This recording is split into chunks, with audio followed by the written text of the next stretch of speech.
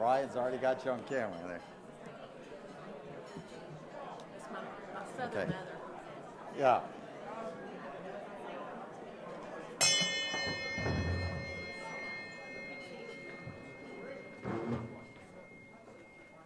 I want to welcome each of you to the October 25th Rotary Club of Columbus program.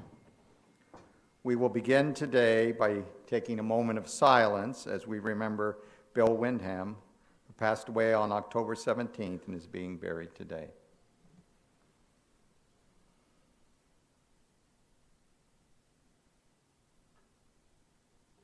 Join me in the pledge. I pledge allegiance to the flag of the United States of America and to the republic for which it stands, one nation, under God, indivisible, with liberty and justice for all. Adrian, would you please bring the prayer today?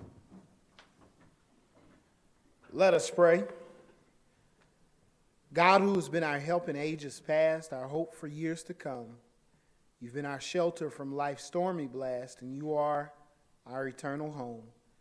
We stand in this moment with gratitude for you blessing us with the opportunity to serve you by serving others.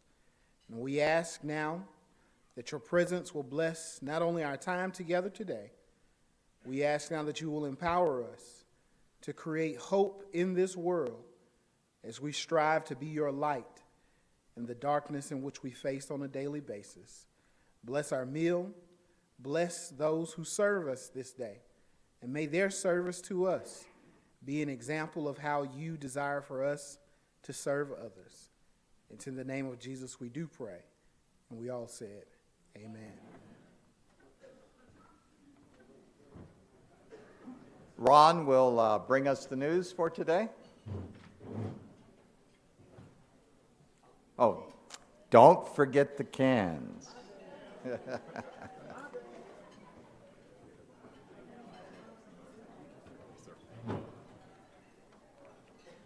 Thank you, President Tom. Good afternoon, and here are today's headlines. Hamas militants have released 2 elderly female Israeli hostages, marking the 3rd and 4th civilians freed more than 2 weeks after Hamas captured a group of people from Israel. Reportedly, the husbands of the 2 elderly freed hostages remain captive. The number of confirmed hostages is up to over 220 people. The latest release, confirmed by Israel, is part of mediated efforts led by Qatar and Egypt and comes amid negotiations with Hamas over the possible release of 50 civilian captives who hold dual citizenship.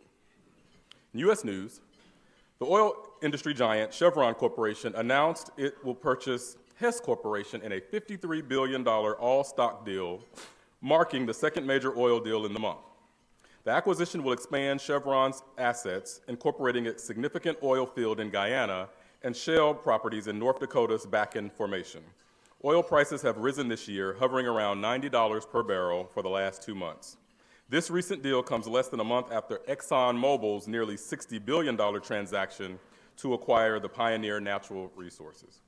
In local news, Feeding the Valley Food Bank celebrated their 40th anniversary of addressing food insecurity in our region. Together with their agency partners, Feeding the Valley distributes millions of pounds of food in the community. Today's weather forecast, sunny with a high of 77 and a low of 60. Thank you. Thank you, Ron. Okay, David, would you share with us the visitors and guests that we have today? Or, Thank you, President Tom. All right, it's always a pleasure to welcome our guests here. Colin Martin brought Ryan Willoughby. Ryan is the CEO of Jordan Vocational High School. Ryan, if you'll stand and welcome. Debbie Yates brought Robbie Holt. Robbie is a future member, prospective member here. Where are you, Robbie? Oh, right there. Yeah. Andy Redmond brought Janet Daly. Janet is the Director of Marketing and Communications at the National Infantry Museum. She's been here a few months, or a couple months, I believe. Where are you, Janet? Oh, right in front of me. Of course. Welcome, Janet. All right, and Beth Schwartz brought Larry Schlesinger. He's also a prospective member as well. Welcome, Larry. And Otis Pickett brought David Towery. David is here as a consultant for the Civil War Naval Museum, and he is with Deep South Creative Solutions. And welcome to you, David. And please join me in welcoming all our guests today. Thank you. Thank you, David, and thank you to our guests and visitors. The video you're about to see is one of the organizations that we support with our birthday fund distribution. Making Music Matters is the flagship education program of the Columbus Symphony Orchestra. Dedicated to providing music accessibility to students in Muskogee County, Making Music Matters provides free, after-school music lessons to students in 3rd through 5th grades. Our goal is to address the lack of arts participation by diverse groups in our community and to enrich students' lives through the creative pursuit of musical skills. Making Music Matters is designed to introduce young people to music through joyful group instruction, instilling in them the creativity, focus, and teamwork skills necessary to be successful, not only in music, but in life. Most of the students that we serve through Making Music Matters have never had the opportunity to learn any form of music education. For many of them, this is their first time holding or playing a musical instrument. The program not only allows students to broaden their artistic experience, but it also assists in team building, critical thinking, and problem solving. Students must adapt to what they hear as they play music together. This year's Rotary Children's Fund grant will go towards establishing a new Making Music Matters partnership with Girls Inc. Throughout the 2023-24 school year, CSO teaching artists will provide violin-specific instruction at local Girls Inc. centers twice a week. The CSO provides the musical instruments and classroom materials needed for each student, as well as instructional staffing by teaching artist members of the orchestra. We are very excited to launch this new partnership, serving more Columbus communities and teaching more local students that making music matters.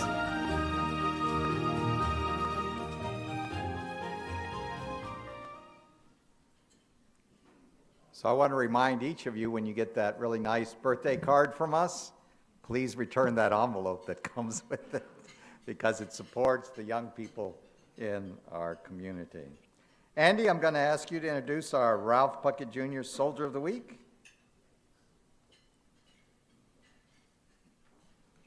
President Tom, fellow Rotarians, it's my honor to introduce Lieutenant Alondra Collazo. Lieutenant Collazo is an armor officer stationed at Fort Moore in the Armor School. She enlisted in the Army in 2015.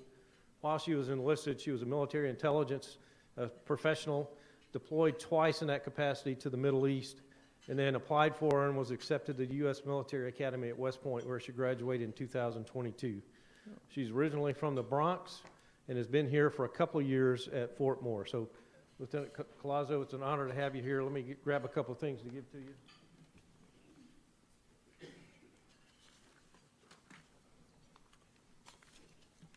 So we'll start with a certificate honoring you as the Colonel Ralph Puckett Jr. Soldier of the Week to commemorate your time here.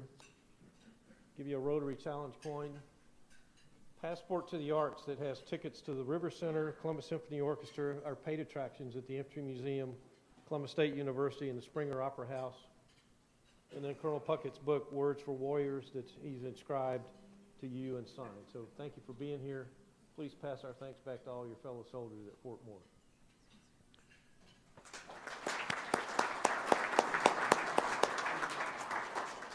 Thank you. I appreciate the invitation. Lieutenant Collazo, on behalf of our 270 members, I want to thank you for joining us today. You're always welcome to come back. Please extend our deep appreciation to your fellow soldiers, and thank you for the service you've already rendered to our nation. Thank you. Okay, at this time, I think Alan wants to give me a bag or something. Yeah.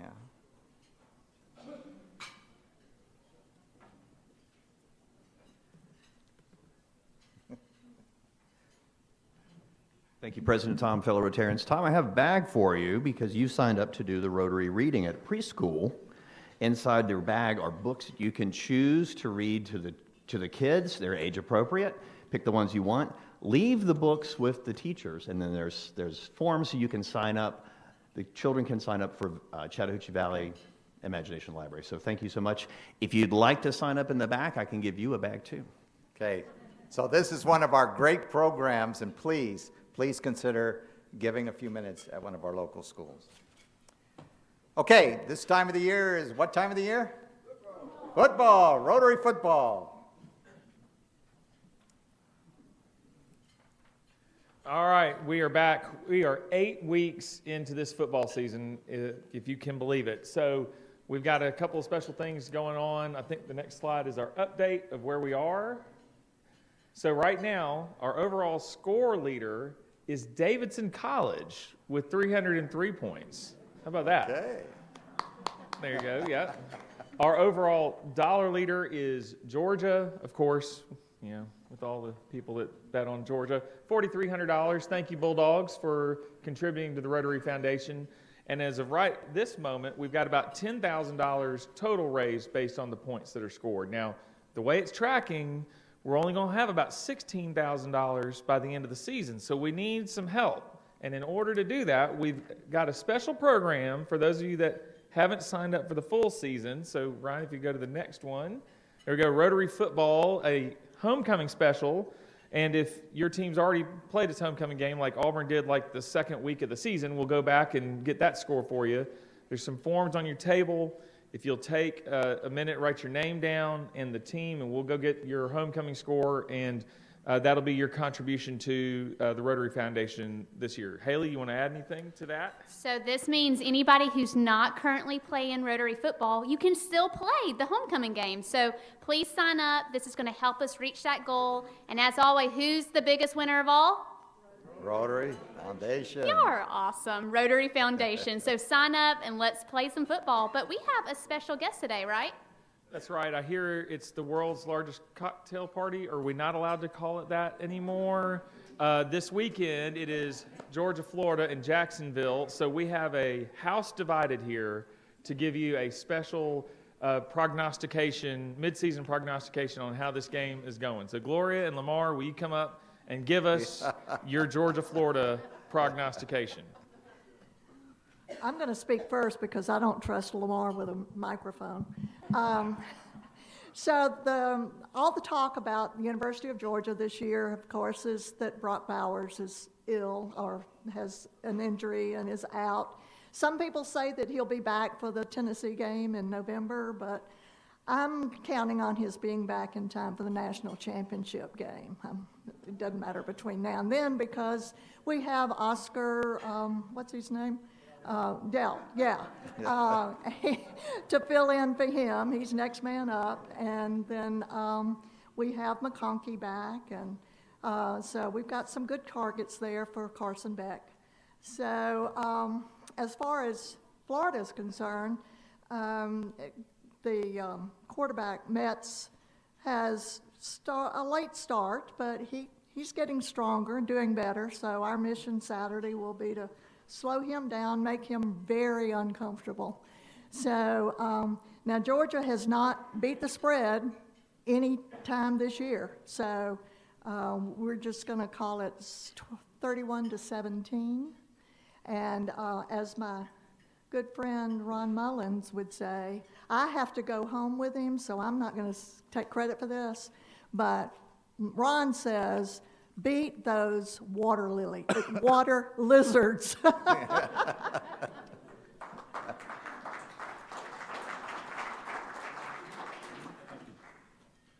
I'm a realist when it comes to college football. I don't expect miracles. And no matter how many people on the side you see making the cross, God doesn't give a rat's nose about who wins the game.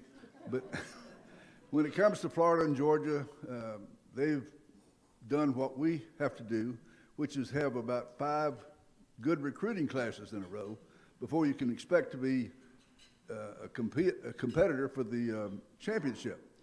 And I don't think that's going to happen.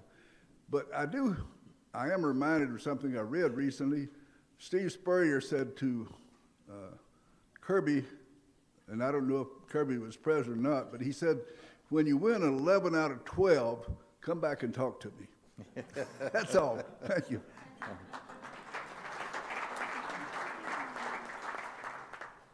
Okay, Lamar and Gloria, thank you very, very much. Yesterday was a special day on the Rotary calendar. Does anybody know what was recognized worldwide yesterday? It was World Polio Day. And I think almost everybody in this room knows that Rotary has been one of the big reasons that we've just about eliminated polio in the world.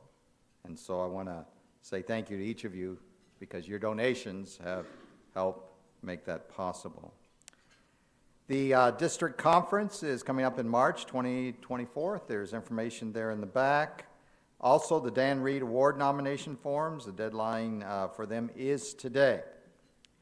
Now, for next week, if you want to, you can come early and enjoy the Schwab Trombone Ensemble as they prepare for the trip to Korea for the Trombone Symposium. So if you'd like to enjoy some pre-program music next week, please join us prior to the meeting. If you have not picked up your directory, please do so. Our next Zoom breakfast mix will be this Friday, 8 to 9, and Andy Helms will be our presenter. So we look forward to that. Okay. Lisa, would you introduce our presenter today? Good afternoon. It is so nice to be up here and see all these beautiful faces. I hope y'all are enjoying the weather this week. As the Growth and Outreach Director of St. Francis, it's my sincere pleasure to have Brittany Luther here to speak to us today about the Bradley Center. Brittany is a member of the North Columbus Club, and she has had makeup meetings here, so a lot of you already know her from that and from being around the community. So, Brittany?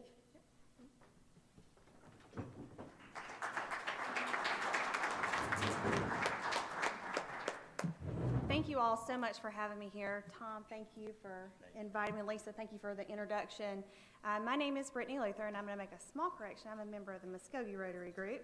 Not to shame that group at all. I will claim them loudly and proudly. They're a wonderful group of people to be a part of. But I'm here today as a storyteller of what we do in our community for mental health. As you may know, as a fellow Rotarian, mental health is now one of those touchstone initiatives that is present within Rotary International, and I'm so privileged to be a part of that at such a small level here in Columbus, Georgia, and the network that has grown around that particular piece of our healthcare community has just been absolutely incredible to watch develop over the years. I'm celebrating a little bit of an anniversary in November. In 2000, I accepted my first position in a healthcare role. So in November, I will have been working in healthcare for 23 years. And yes, that means I started when I was 9, of course. But I had the privilege of becoming involved in healthcare at a very young age and finding my passion and my mission. Finding the thing that I love so early has allowed me to see it grow, evolve, develop, and be a part of a community that, forgive me for the Southern phrase, but we didn't put our behavioral health in the closet, we put it on the porch and gave it a glass of sweet tea. We put it up front and said, this is something that's important to us, this is something we will focus on, and this is something that we will invest in. I'm incredibly proud to work for an organization like St. Francis Emory Healthcare that not only put behavioral health out on the forefront, but made it one of their top 5 service lines. They recognized and they responded to our community in a way that said, we need this, we will serve this, and we will not only serve, but we will lead. We will let our state know, let our community know that this is an important initiative, and we will drive to that. You see there's no AV equipment, there's no slides. I am a storyteller by nature, so I want to start with a little bit of a story of how the Bradley Center came to be and how we became a part of St. Francis Hospital. 1955 was the first iteration of the Bradley Center. It began with a local family that you all may have some connections to and some ties to as well, but began with the thought that from an employee wellness standpoint, we needed to do more to take care of our community.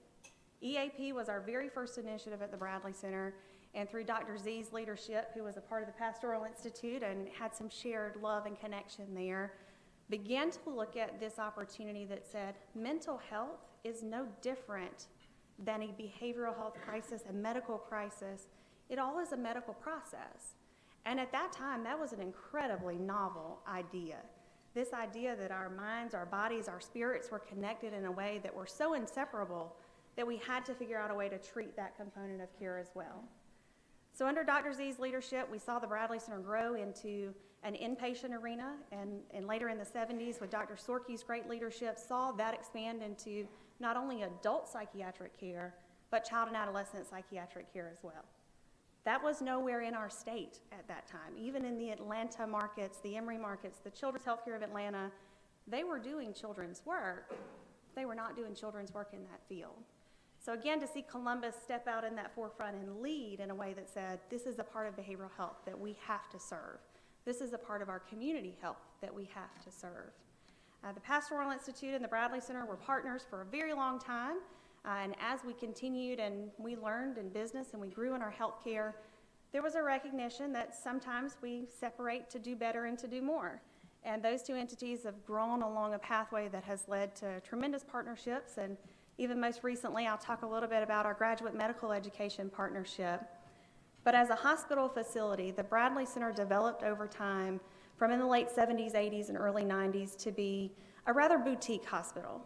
We only cared for an individual who had the ability to pay for care. They either had the private means for that care, or they had an insurance that would pay for that care.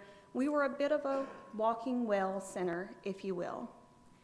As we look to our community, as we look to the leaders who were to our left and our right, and we look to the people who we were serving, we saw a huge part of our population that was largely uncared for. And that was our adults and children who didn't have the means to pay for care. As the Bradley Center joined with St. Francis in the late 90s, that was an issue that was affecting both of the facilities. Indigent care is something that, you know, our poverty rates. I know Rotary is very focused on poverty and violence and what that means for our community. And understanding that the ability to seek, access, and receive health care is so inextricably tied to those factors.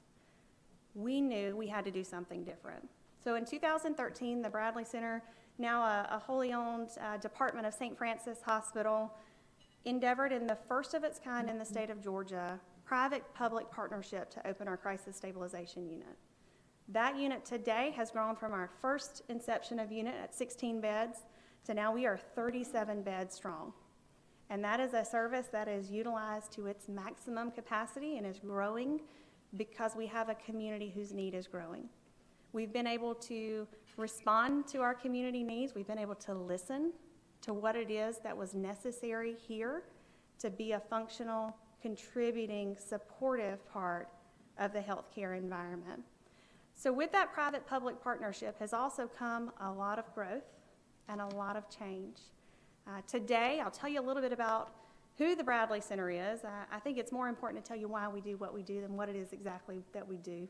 But who we are today is that we operate a pediatric inpatient unit, 16 beds where we care for children who have severe persistent mental illness or crisis needs. We care for adults on our private units who may have substance use and abuse disorders as well as mental health and recovery needs. We also, as we continue to grow reflex and need, we saw that our population in our older adults was our highest growing market. It was also the highest growing market where we saw a prevalence of mental health issues. So in the last few years, 2022, we were able to open a geriatric psychiatry unit at St. Francis Hospital. What that's allowed us to do is to provide a cohesive, collaborative care team that not only can care for that individual's psychiatric and behavioral health recovery, but also supports their medical needs that we know our older adults often have as a component of care that's absolutely unique. It is a one-of-a-kind, state-of-the-art unit where the safety of the patient is paramount, the care of delivery and the continuity of care, rather than being moved from a medical floor to a psychiatric, maybe multiple times throughout their course of stay. Each of those specialists are present for that patient, all in one location, and it has made such a difference in the delivery of health care for that population. So I've spoken to you about our crisis unit, our PEDS unit, our geriatric unit. What I want to tell you about is the change that you see coming in the face of healthcare in Columbus. St. Francis Emory Healthcare was privileged to get the support of our state to open up an internal medicine residency program, last year. In the following year, we were able to go back and prove that need, prove the demonstration through all of the good work that this community does in identifying what our opportunities, our risks, and our needs are, and to say we have an underserved market from a psychiatric perspective. If anyone in this room has ever tried to seek psychiatric behavioral health care, counseling, social work services for you or a loved one, I'm raising my hand, you know how difficult of a market that is to gain access to. Even for those of us who are within healthcare who know a little bit about how to navigate those systems, there's just a lack of providers there. So what we endeavored to do is how do we, again, respond and reflect to our community? We've responded and said we're going to care for children. We've responded and said we're going to care for those older adults. We've responded and said we're going to care for indigent care. How did we respond? How were we going to respond to this void of healthcare access, this workforce development issue that so many of us are challenged by in how we receive healthcare for ourselves, how we gain access for healthcare for our loved ones? Well, I'm very grateful to a lady sitting in the front here who helped to lead that, Miss Melody Trimble, who's our CEO at St. Francis, that said not only, yes, we can respond, but yes, we should, and yes, we will. And that led to us going on about a 1.5-year endeavor of trying to navigate through the ACGME process to be able to stand up our own internal residency program for psychiatrists. And that wasn't founded and it wasn't born out of just a fleeting idea. This was years of research, years of development that went behind this yes we can, yes we will idea. And we know that we wanted to do that because the research tells us, and all of our partners in different markets have proven to us, that of the number of residents that we can successfully attract to our community, especially for child and adolescent psychiatry, at least half of them stay within our community. And it may not be Columbus. It may be Phoenix City, it may be Auburn, it may be LaGrange, it may be Noonan, but they will stay within the catchment of where they train for residency. And I stand here today with our first group of residents completing year one and our second group of residents coming into the fold soon. We're interviewing thousands of great candidates that are excited to be in this community. They're excited to be a part of what Columbus has to offer. And I stand in awe of you all to say thank you because you make it easy to attract talent to our community with the work that you do. One of the easiest selling points for our team is the philanthropic spirit of this community and the engagement that this community has. And it is so easy to go to a person who has that mission, that spirit of giving, that servant leadership, because they say, yes, I want to be a part of that. And we know that if we can attract that talent here, at least half of them stay. Our program, at the end of our development period, our 4-year development, we'll have 28 residents. We will be the largest independent psychiatric residency program in the state of Georgia. If 14 of those individuals stay in our community long term, that changes the game for how healthcare is delivered here.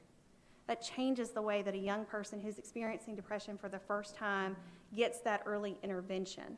It changes the way that adult who is now able to receive healthcare access timely, appropriately, in a way that they can afford and maintain, be a functional, productive member of our society. To be a part of this group and contribute to the people who say we want better for Columbus because we're invested and committed to it. So I am incredibly proud of and incredibly excited about what that looks like. When we talk about Columbus 2025, we started that a few years ago, but 2025 is almost here, right? And what does 2025 and beyond look like? Well, it looks different because of these programs that St. Francis and the Bradley Center have been able to partner with our state, with our local individuals, because I can tell you that we do not do this alone. The St. Francis Bradley Center cannot do GME alone. It requires the partnership of our Pastoral Institute. It requires the partnership of our veterans programs here, our VAs and our clinics, because what we can offer people in our community is very unique. Not only do we have world-class healthcare, we also have world-class access. It is highly unusual to find one place, one stop for residency, where a person can train in pediatrics, geriatrics, forensic care, outpatient psychotherapy, inpatient care, all in one community. And within some instances, just a walk across the parking lot to receive a wholly different approach to delivery of care and a different part of the work that they can be exposed to. It's an incredible attraction, and we're so excited about the top talent that are going to be here to serve you all. So I will always be grateful to the group of community leaders, many of you who are in this room, and I made eye contact with a few of you because I know that you've helped us along this journey of getting here. But always be grateful to the experience of being able to hear from our community, listen, adapt, and serve, to do the things that we've been called to do, we've been asked to do, to make sure we are mission-driven and caring for every person, every individual in our community who needs our care, being able to grow along those lines and be successful in doing that because of the support that we have from this community. Future thinking for the Bradley Center, obviously our GME program is our number one focus, but we are highly excited about the recruitment opportunities that we have and the physicians that we're trying to welcome to our market now. As you know, child and adolescent psychiatry is a very difficult individual to find.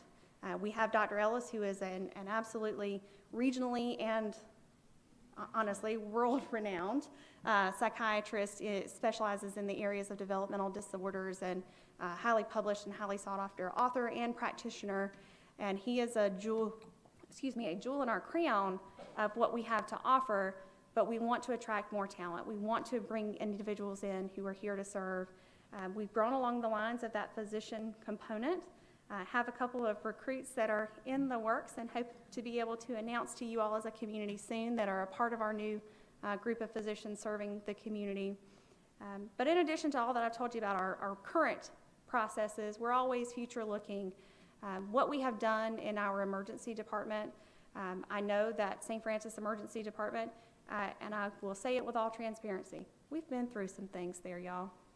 We have. COVID was a very difficult time in a hospital environment, and being able to renew, restore, and go back to that area of service and caring for each individual that shows up in our ER, including our behavioral health individuals. Because the ER is the most frequent place that they visit in terms of their care needs, and the most urgent of those care needs also show up in our emergency room. So our plans have included creating a space that's outside of the hustle and bustle of the ER. It's outside of that kind of normal care environment that you would expect, with lots of noise, lots of beeping, lots of movement, lots of people. And we created a space dedicated within our emergency room that is specialized just to the care of those individuals. And it's an 8-bed unit today that we hope to grow and expand, because as I can tell you, 8 beds, if you build it, they will come. And we have more than a need than 8 beds today. If you've been in our emergency room, you may have actually experienced that for yourself, and we understand that that is not the place that those people are best served. It's not the place that they want to be either, I assure you that. But thinking from that patient perspective, thinking from that best service of the individual perspective, again, St. Francis has this heart of service and this mission of service that says, what does our patient need from us? How do we reflex and serve to what our community needs? And that has put us on a pathway of growing those emergency services for behavioral health. And we have a lot of opportunities that we're touching you all as community leaders. So look forward to invitations from us to hear your voice and hear your inclusion and what that needs to be for the future, because you've always guided us on the right path of how to care for this community well, and how do we expand our behavioral health services to serve the needs and to meet this community where you are and where we are today. I will close with just a few thoughts and some things that I want to share with you, both from a personal perspective. Again, I will tell you my why every day. My why is that I believe that every person in this community deserves to be cared for in a way that they want to be cared for. That they're met with dignity, that they're met with respect, that they're met with services that actually meet their needs. And I believe that the Bradley Center is on a mission of doing that, and they're on a mission of doing that through the wonderful partnerships that we have developed with so many of the leaders who are in this room today, and so many that aren't present but are ever present in the work that we support. If you think about it in context, and we think about behavioral health, and we often think, neurosurgery and heart surgery, open heart surgery, right? Most complex thing we can do in healthcare. Well, in totality and in truth, the heart's about 4 chambers. A couple of blood vessels, it's a big muscle, right? These heart surgeons think they're the big deal, right? They don't know anything. But if you think about the brain and you think about the complexities of the brain and how little we know still about the brain, if we could take and wrap around the world all the things that are possible to know about how the human brain functions, how we develop and how we process trauma, how we process anxiety, the amount we know would fit in about the palm of our hand. So when we consider how we think about what's next in healthcare for development of behavioral health, it's incredibly wide. Because again, if I know this much, all of the opportunities that are there for us to seek out, to create a place and to create a space where we're cutting edge in what we do. The Bradley Center was cutting edge in delivering transcranial magnetic stimulation in our community. It was one of the first community markets in Georgia that had that within about 6 months of its FDA clearance. What that does is it treats treatment-resistant depression and eliminates, for some people, medication usage altogether. It certainly reduces utilization of medication management. Bradley Center again stepped out and said, well, how do we innovate? How do we create? How do we take this little bit that we know and keep growing it? And we've added Spravato services. It's a microdosing of esketamine that's used to help people process complex trauma. And in conjunction with psychotherapy, we actually have some of our pastoral institute psychotherapists come over and support our psychiatrists while they're delivering that care together. And that is our mission forward, is how do we continue that line of collaborative partnership, that line of collaborative thinking that says, here's what we do really great. How can we take what you do really great and add that for our service delivery for our patients? So in closing that, my ask is that you leave here today with the spirit of Rotary in your heart that says, I'm now an advocate for mental health. Because that's my platform. Everywhere I go, I don't need a fancy PowerPoint behind me or beside me to ask you to advocate for mental health. I'm a storyteller, so I'll share this story. And a beautiful soul that joined us at our directors meeting at St. Francis this past week to recognize and support one of our staff members. She walked in the door, and she's also a local religious leader in our community, and she came to our Bradley Center for help. She was suffering from severe depression.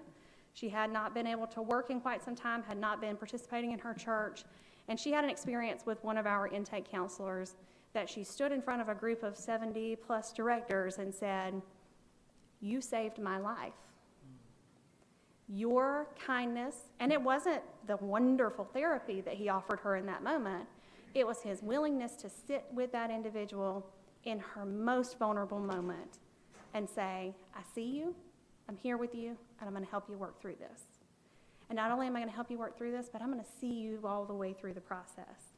So when she came back to us as a working, productive member of our society and said, I want to say thank you, that's our mission, that's our spirit, that's our why, because it is absolutely a privilege, and we treat it that way, that we get to walk with people in some of their toughest times in life.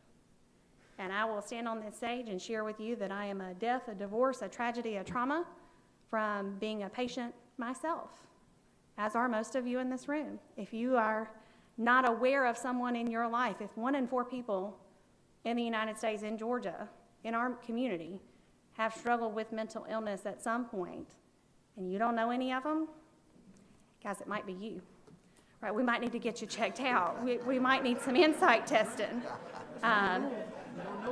Yeah, if you don't know anybody, it might be you. Come see me. We'll talk about it. We've got some great screening tools for you. But recognizing this is not a closet issue anymore. This is not something that we put in the bag, that we hide. This is a process that I ask of you in that spirit of Rotary and asking of you in that spirit of community. Advocate for our community. Advocate for yourselves. Advocate for your loved ones, because mental health has got to be something that we put in the forefront and we ask about and we talk about. So I'm going to ask one final thing, and then I don't know if we do questions or Tom will lead me on that part of it. I'm a little long-winded. I'm sorry. I was going to try to leave a little bit more time, but I get excited about talking about this. I love it if you can't tell. I'm going to ask you to turn to the person to your left and ask them, are you okay today? Are you okay? Okay.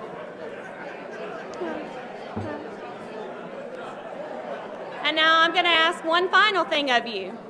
I want you to turn to a different person and simply say to them, I'm not okay.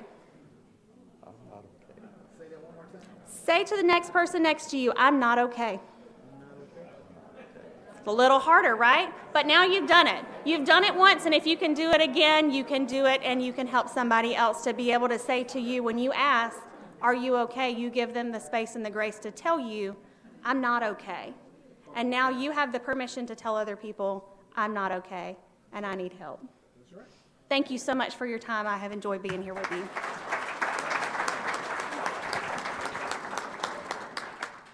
Brittany, I want to tell you that I know for a fact you've saved lives. I knew that when I ran the counseling center at Fort Benning, and I know that running the counseling center at Pastoral Institute. And I thank God that you're there. Melody, thank you. I think we have time, maybe, let's see. Probably have time for 2 questions.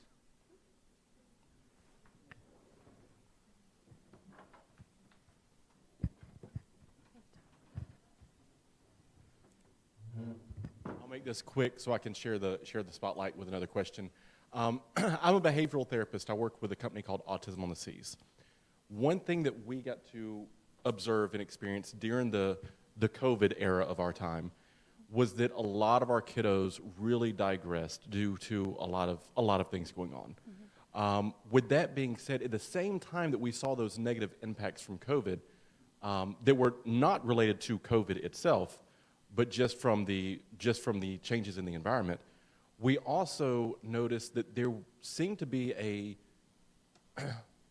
a more of an understanding of our mental health and well-being during that time. There wasn't as much of a stigma. Mm-hmm. People were willing to talk about it. They were willing to ask help because it was quite apparent over social media that we all needed help during that time. Was that something, and I'm just throwing this out there, I know it wasn't, but just to stimulate some conversation, I know that it was not just in the ASD realm of things.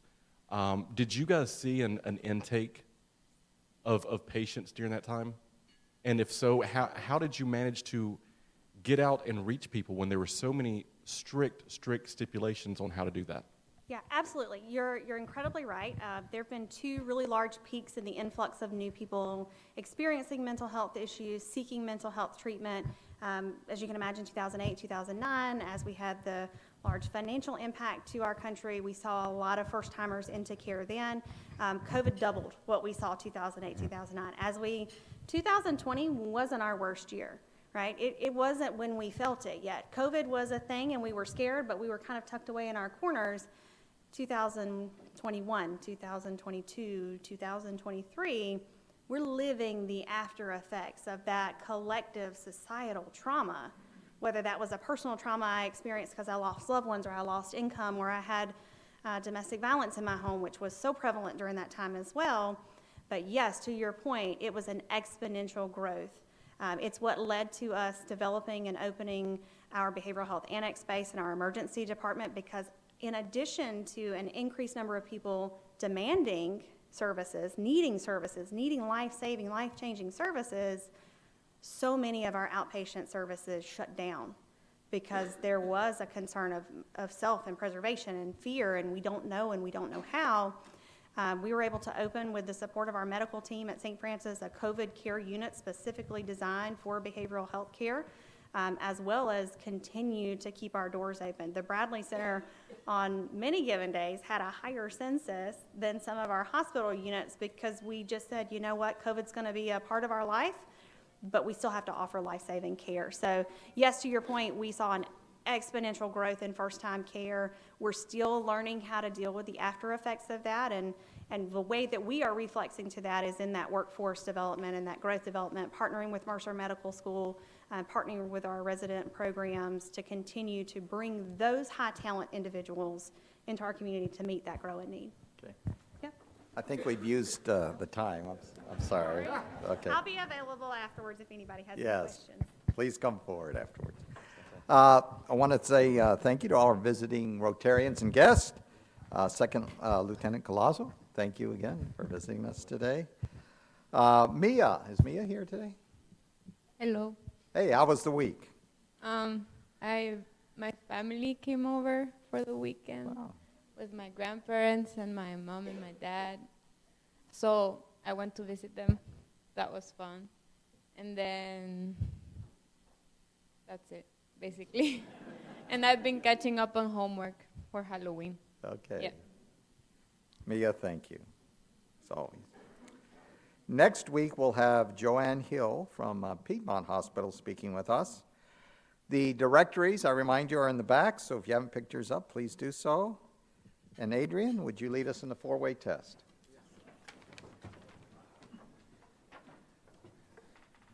The four-way test of things we think, say, or do. First, is it the truth? Second, is it fair to all? Third, fourth,